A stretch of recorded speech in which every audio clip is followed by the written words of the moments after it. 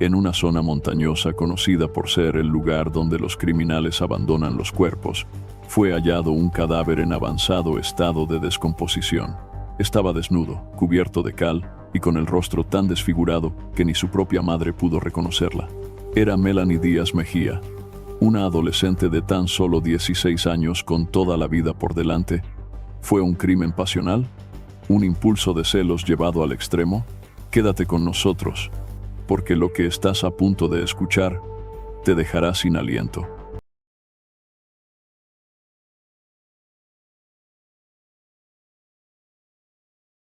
Y María León celebraron la llegada de su primera hija, Melanie Stacy Amaya León. Poco tiempo después, la familia creció con el nacimiento de Natalie.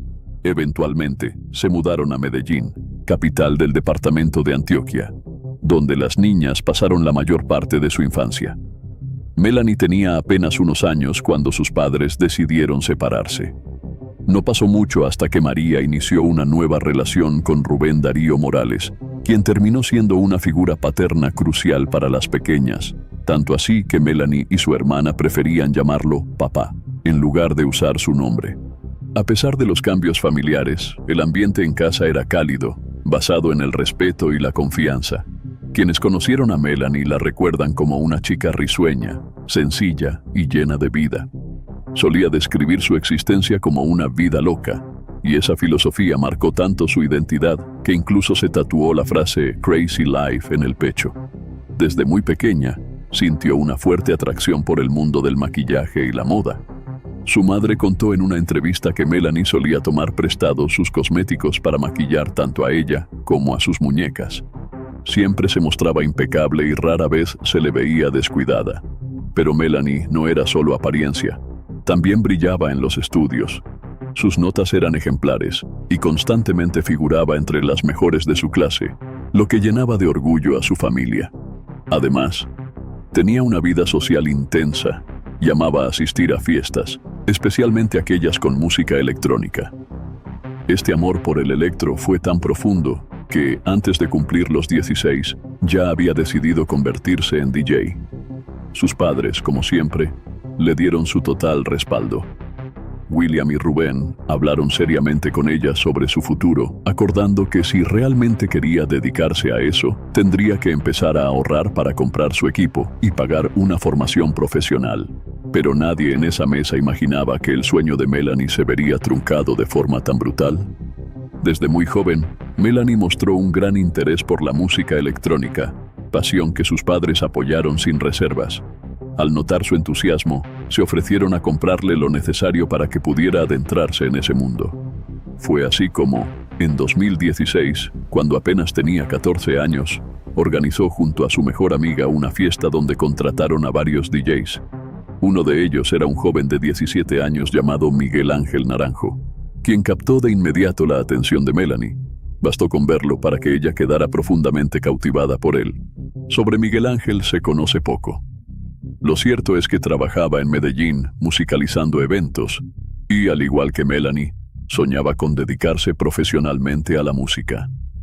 En redes sociales, las cuales fueron eliminadas tiempo después, solía compartir afiches de eventos donde participaba, así como enlaces a su música. También se decía que su vida familiar era conflictiva, pero los detalles eran escasos. Sin embargo, lo poco que se sabía sobre ese entorno difícil se iría revelando más adelante, cuando su verdadera personalidad empezara a salir a la luz. La relación entre Melanie y Miguel fue vista por muchos como una historia de amor ideal. Amigos y familiares aseguraban que hacían una pareja perfecta y que se entendían con una complicidad envidiable. Su conexión se notaba en la manera en que se trataban, en cómo se miraban y hablaban. Según su hermana Natalie, eran inseparables. Iban juntos a todos lados, incluso a la tienda de la esquina. Siempre se mostraban cariñosos en público, compartiendo besos y palabras de afecto. Con el tiempo, Miguel fue integrándose a la familia Amaya León Morales, acompañándolos en salidas, apareciendo en fotos y quedándose frecuentemente en su casa. La confianza creció al punto que Miguel se sinceró con los padres de Melanie sobre su vida. Le confesó a María que tenía una relación complicada con su madre y que, en ocasiones, Ella lo agredía físicamente. María, movida por su instinto maternal, decidió abrirle las puertas de su hogar, convencida de que estaba ayudando a un joven en situación vulnerable y que hacía feliz a su hija. En ese momento, le pareció una decisión acertada, pues confiaba en él plenamente. Lo que nunca imaginó fue que esa elección, hecha desde el cariño y la empatía, desencadenaría una tragedia que marcaría para siempre a toda su familia. Los primeros meses de convivencia entre Melanie y Miguel fluyeron sin mayores sobresaltos. Compartir el mismo techo parecía consolidar aún más su relación, y ambos irradiaban felicidad. Pero esa tranquilidad duró poco. Lo que en un principio parecía una historia de amor adolescente pronto comenzó a desmoronarse. Melanie empezó a ausentarse de clases sin dar explicaciones claras. Su madre notó que su actitud cambiaba, y para su sorpresa, descubrió que su hija había empezado a consumir marihuana. Aunque Melanie llevaba una vida social activa, esto era algo que jamás había hecho. Alarmados por este descubrimiento, María, William y Rubén Darío la confrontaron directamente. Con la sinceridad que siempre la había caracterizado, la joven admitió que fumaba para relajarse y trató de restarle importancia, prometiendo que no se volvería un hábito. Aún así, para sus padres, el origen del cambio era evidente. Miguel, desde que se había ido a vivir con él, todo era diferente. Familiares y conocidos notaron que la relación se tornaba cada vez más tóxica. Las discusiones eran constantes, incluso dentro del hogar. Con el paso del tiempo, los signos de violencia comenzaron a aparecer. Marcas en el cuello, moretones en la cara, labios partidos. Natalie, la hermana de Melanie, contó en un medio colombiano que la relación era tan volátil como dañina. Peleaban, se separaban, y poco después volvían como si nada hubiera pasado. Pero la historia se repetía con un patrón cada vez más destructivo. William, temiendo por la integridad de su hija, acudió en repetidas ocasiones a la fiscalía. Presentó denuncias formales, describiendo el peligro que corría Melanie. Sin embargo, nunca obtuvo respuesta. Las denuncias fueron archivadas, ignoradas por completo. La impotencia era absoluta. William lo describió como una mezcla de rabia, dolor y desesperación por la inacción total de las autoridades. La última denuncia se presentó el 23 de mayo de 2018. Fue entonces cuando Melanie, animada por sus seres queridos, tomó una decisión firme: terminar la relación. Aseguró que esta vez sería definitiva, que no iba a regresar con Miguel. Sus palabras transmitían convicción, pero también un extraño temor. Lo que nadie sabía era que esa decisión, que debía ser un nuevo comienzo, marcaría el inicio del final. Lo que parecía ser una salida del túnel fue, en realidad, el paso previo a una tragedia que ya se estaba gestando en la sombra. El jueves 28 de junio de 2018, Melanie le comentó a su madre que esa noche celebraría el cumpleaños de su amigo Isaac en un local ubicado en la Carrera 45, una zona popular en Medellín por su intensa vida nocturna. A sus 16 años, no era extraño que Melanie frecuentara ese sector para asistir a fiestas.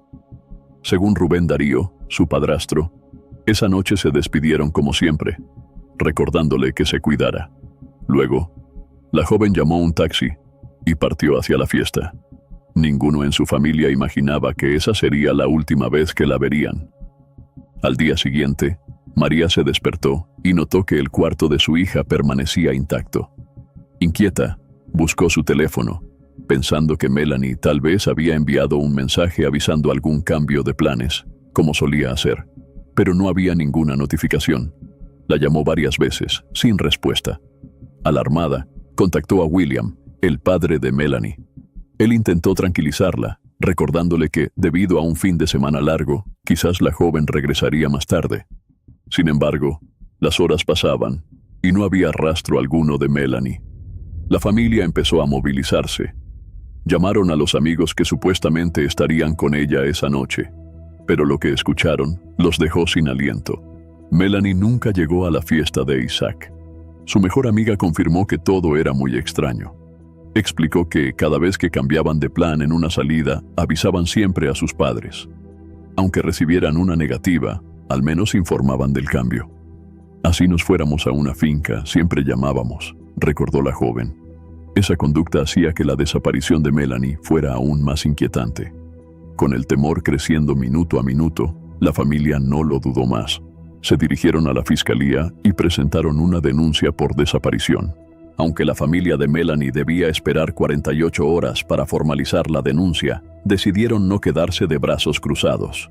Amigos y seres queridos salieron por toda la ciudad, recorriendo las calles que ella solía frecuentar, entregando volantes con su rostro y pegando carteles en cada rincón posible. Durante las noches, William y María caminaban por la carrera 45 preguntando en bares, tiendas y entre los transeúntes si alguien había visto a la adolescente. También difundieron su imagen en redes sociales, con la esperanza de que alguien pudiera aportar algún dato, pero todo fue en vano. Nadie sabía nada. Finalmente, el lunes lograron presentar la denuncia oficial, lo que activó el mecanismo de búsqueda urgente por parte de la Fiscalía. Las autoridades iniciaron una investigación intensiva, interrogaron a testigos, contactaron hospitales e intentaron rastrear cualquier indicio que revelara el paradero de la joven. La policía destacó un detalle clave en la descripción física de Melanie: sus tatuajes, especialmente el que llevaba en el pecho con la frase Crazy Life. Por eso, las imágenes usadas en la campaña de búsqueda mostraban claramente ese tatuaje, con la esperanza de que alguien la reconociera. Todas las personas entrevistadas coincidían en lo mismo. Melanie planeaba asistir a la fiesta de cumpleaños de su amigo Isaac, pero los asistentes a ese evento confirmaron que ella nunca llegó. La situación se volvía cada vez más confusa. Los investigadores también se comunicaron con Miguel, su exnovio, quien dijo estar muy angustiado por lo sucedido. Afirmó que esperaba que apareciera sana y salva y que contaban con todo su apoyo. Pese a los esfuerzos policiales, la familia no bajó los brazos. Seguían revisando zonas conocidas, buscando cualquier rastro. Y fue recién al 5.º día de angustia cuando finalmente apareció la primera pista, una pista que lo cambiaría todo. El domingo 1 de julio, una testigo aportó un dato crucial. Aseguró haber visto a Melanie en una cancha cercana, un lugar donde ella solía reunirse con sus amigos. Pero lo que más le llamó la atención fue el estado de la joven. Parecía lastimada, tenía la ropa sucia, rota, y el cuerpo cubierto de lo que parecía tierra o barro. Además, no estaba sola. La acompañaba un hombre cuya identidad no pudo precisar, pero cuyas características físicas despertaron sospechas. Aunque su descripción no era del todo clara, coincidía parcialmente con la apariencia de dos personas cercanas a Melanie: Isaac, el chico del cumpleaños, y Miguel, su exnovio. Esa pequeña pista encendió una nueva alarma. Al día siguiente, es decir, el 6.º desde la desaparición, la fiscalía logró contactar a más testigos. Sus declaraciones reforzaron una hipótesis que ya tomaba forma. Afirmaban haber visto a Melanie con Miguel y otros 2 hombres en aparente estado de embriaguez durante una fiesta. Aquella afirmación comenzó a cambiar la percepción de la familia. Natalie, su hermana, confesó que hasta ese momento nunca pensó que Miguel pudiera tener algo que ver, pero las contradicciones en las versiones generaron una creciente desconfianza. Por eso decidieron hablar de nuevo con él. Sin embargo, esta vez Miguel se mostró evasivo. Dijo que Melanie lo había dejado solo en la zona de la 45, que ella se había quedado allí y que desde entonces no sabía nada de ella. No respondía a sus llamadas, no le contestaba los mensajes, ni siquiera se había acercado a su casa. Se mostró molesto por la falta de contacto y terminó diciendo que no entendía por qué ella los tenía a todos tan angustiados. Lo que no sabía Miguel era que esa angustia estaba a punto de convertirse en horror. Mientras la familia de Melanie seguía buscando respuestas, la fiscalía empezó a observar con atención a Miguel. El motivo fue un nuevo testimonio. Varios vecinos del barrio Manrique, donde él vivía, afirmaron haberlo visto la noche del 1 de julio. Según dijeron, caminaba por la zona boscosa del vecindario, rumbo a la montaña, cargando una pala y usando botas pantaneras. Un comportamiento inquietante. Ante esta información, la policía ordenó un allanamiento en su vivienda. Sin embargo, tras revisar el lugar, no encontraron pruebas que lo vincularan directamente con la desaparición de la joven. Aún así, Las declaraciones del vecindario contrastaban notablemente con las versiones que Miguel había dado a la familia de Melanie, lo que avivó aún más las sospechas. Pero fue la mañana del jueves 5 de julio cuando todo cambió radicalmente. Ese día se cumplía exactamente una semana desde la desaparición. En una entrevista con un medio colombiano, María, la madre de Melanie, confesó que al despertar le rogó a Dios que le permitiera ver a su hija una vez más, estuviera viva o muerta. Horas después, recibió una llamada desde un número desconocido. La persona al otro lado del teléfono nunca reveló su identidad, pero su mensaje fue demoledor. Le dijo que dejara de buscar a su hija con vida. Y si quería hallarla, aunque fuera su cuerpo, debía ir a un lugar llamado El Calvario, una zona montañosa y aislada de la Comuna 1 de Medellín, tristemente conocida por ser un sitio donde los criminales abandonaban los cadáveres de sus víctimas. Minutos más tarde, Rubén y María, acompañados por 2 oficiales, se dirigieron al lugar indicado con el corazón encogido. William, mientras tanto, llamaba desesperadamente a su hermana para contarle lo que acababan de descubrir. Lo que nadie imaginaba era lo que realmente iban a encontrar en aquella colina maldita. El grupo de búsqueda llegó al lugar indicado, pero avanzar por la zona no fue tarea fácil. El terreno estaba cubierto de maleza espesa y caminos angostos que complicaban cada paso. Mientras los demás intentaban abrirse paso, fue Rubén quien primero percibió un olor penetrante y nauseabundo. A medida que caminaba, la peste se hacía más intensa y pronto comenzaron a aparecer nubes de moscas. Algo no andaba bien. Aunque no podía descartarse que el hedor proviniera del cuerpo de un animal muerto, Rubén decidió investigar. Se movió con precaución, apartando piedras una por una, hasta que de pronto, bajo una de ellas, vislumbró lo que parecía ser un rostro humano cubierto de tierra. Sobresaltado, llamó de inmediato a los agentes que los acompañaban. Los policías despejaron el área con sumo cuidado. En el suelo, comenzaron a encontrar manchas de sangre, junto con un extraño polvo blanco que más tarde se identificó como cal viva. Entonces lo vieron, un cuerpo humano. El cadáver estaba en avanzado estado de descomposición, sin ropa, con evidentes signos de violencia. La cara era irreconocible. Tenía golpes, heridas, y la desfiguración era tal que ni William, ni María, ni Rubén pudieron confirmar si se trataba de Melanie. El levantamiento del cuerpo estuvo a cargo del Cuerpo Técnico de Investigación, CTI, quienes trasladaron los restos al Instituto Nacional de Medicina Legal. Fue allí donde, tras los análisis forenses, se confirmó que el cuerpo pertenecía efectivamente a Melanie Stacy Amaya León. Los médicos también lograron establecer la causa de muerte, asfixia mecánica. Sin embargo, determinar si había sufrido algún tipo de abuso sexual fue imposible debido al deterioro extremo del cuerpo. La noticia sacudió a Medellín. En cuestión de horas, la ciudad entera conocía que el cuerpo de Melanie había sido hallado. Y junto con la noticia, llegaron las preguntas sin respuesta. ¿Qué le hicieron realmente a esa joven? ¿Por qué acabaron con su vida de manera tan brutal? Y, sobre todo, ¿quién fue el monstruo que lo hizo? Las primeras miradas no tardaron en volverse hacia los hombres que formaban parte de su vida. Y uno de ellos estaba a punto de caer. Aunque Rubén fue señalado inicialmente, la falta de pruebas contundentes en su contra permitió que las autoridades lo descartaran rápidamente del caso. Con un sospechoso menos, todas las miradas se dirigieron hacia Miguel. Al enterarse de que estaba siendo investigado, el joven no tardó en contactar a Natalie. A través de una llamada, expresó su frustración, insistiendo en que no tenía nada que ver con lo ocurrido y que también estaba angustiado por la desaparición y posterior muerte de Melanie. Pero el tiempo pasaba y la comunidad exigía justicia. Con Rubén fuera de la ecuación, Miguel se convirtió en el único blanco de las sospechas. Los rumores en Medellín crecieron con rapidez. Algunos vecinos aseguraban que, si las autoridades no actuaban pronto, ellos mismos harían justicia por mano propia. Para evitar que la situación se descontrolara, una patrulla fue enviada al domicilio de Miguel con el fin de ponerlo bajo custodia preventiva. Los oficiales que interactuaron con él aseguraron que se mostró sereno en todo momento, negando una y otra vez tener relación alguna con la muerte de la joven. Aún así, Tras comprobar que su vida no corría peligro inmediato, las autoridades decidieron liberarlo, pero sin quitarle el ojo de encima. La investigación siguió adelante, y fue entonces cuando se descubrieron detalles perturbadores.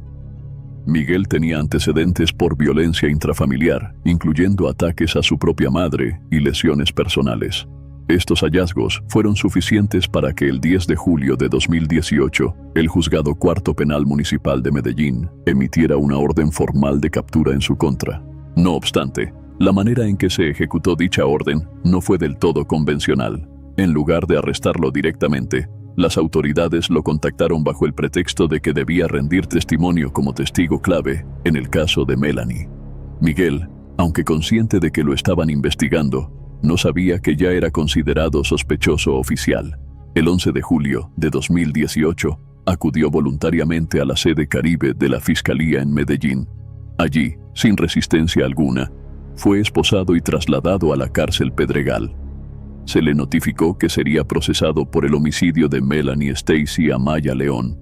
Pero frente a las acusaciones, Miguel no dudó en mantener su posición, no aceptó ninguno de los cargos. El proceso judicial contra Miguel Ángel dio inicio oficialmente en julio de 2018, llevado por el Juzgado 27 Penal del Circuito de Medellín. Desde un comienzo, la defensa utilizó cada recurso legal disponible para dilatar las audiencias. Posponían fechas, presentaban excusas, solicitaban cambios de procedimiento. Todo con el objetivo de agotar a la fiscalía y dispersar la atención mediática.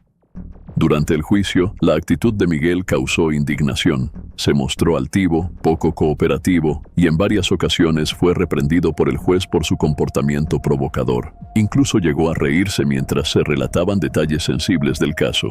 Una actitud que enfureció a los familiares de Melanie. Florencia llegó custodiada por agentes y se mantuvo en silencio, de pie en medio de la calle. Permaneció allí más de 15 minutos, con la mirada fija en la pequeña vivienda, las manos entrelazadas frente al cuerpo y rodeada por uniformados. Mientras tanto, se seleccionaron 2 vecinos como testigos y un joven para representar a Matías en la recaudación. Con este nuevo indicio y el cúmulo de testimonios en su contra, la presión sobre Miguel aumentó. Fue entonces cuando su defensa propuso un preacuerdo judicial. Miguel, acorralado por las pruebas, accedió a hablar. Admitió haber estado con Melanie la noche del 28 de junio. Confirmó que discutieron fuertemente, que se fueron juntos. Pero lo que ocurrió después fue tan oscuro y perturbador que ni la familia ni los investigadores estaban preparados para escucharlo. Durante su confesión, Miguel relató que todo ocurrió cuando vio en el celular de Melanie un mensaje de otro hombre, lo cual le desató una ola de celos incontrolables. Lleno de furia, rodeó con ambas manos el cuello de la joven y la asfixió hasta que su cuerpo quedó sin vida. Luego, regresó a su casa para pensar en cómo encubrir el crimen. Aunque nunca especificó el lugar exacto del asesinato, las autoridades concluyeron que todo ocurrió en la zona de El Calvario, el mismo sitio donde se hallaron sus restos.